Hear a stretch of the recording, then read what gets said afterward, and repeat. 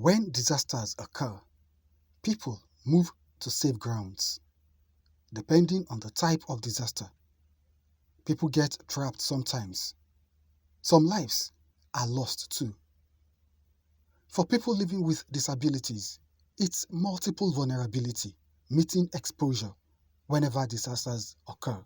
For a person with disabilities, it becomes Christine difficult Kandi, because these Executive are Director people of with Endoris mobility Indigenous Women challenges, Empowerment Network and some in of them, Kenya, some of is one people will of become casual 250 for people living with disabilities attending the Global Platform for Disaster Risk Reduction in Bali, Indonesia.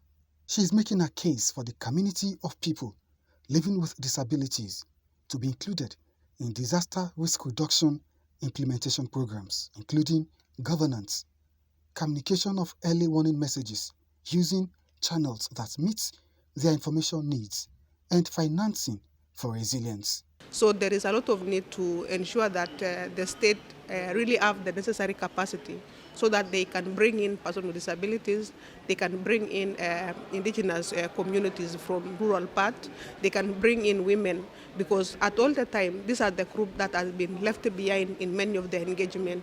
Persons with disability are left out on a process, in the planning process, preparedness process. So most of them are mostly the most vulnerable when it comes to disaster.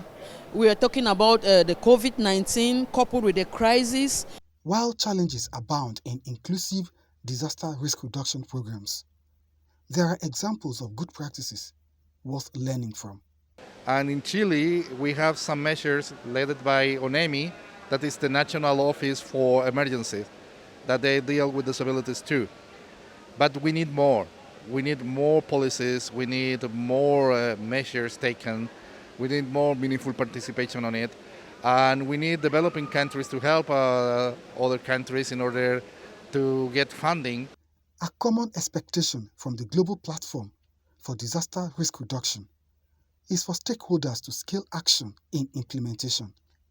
But for Christine, the real success lies in including persons with disabilities at all levels of preparedness, mitigation, and recovery.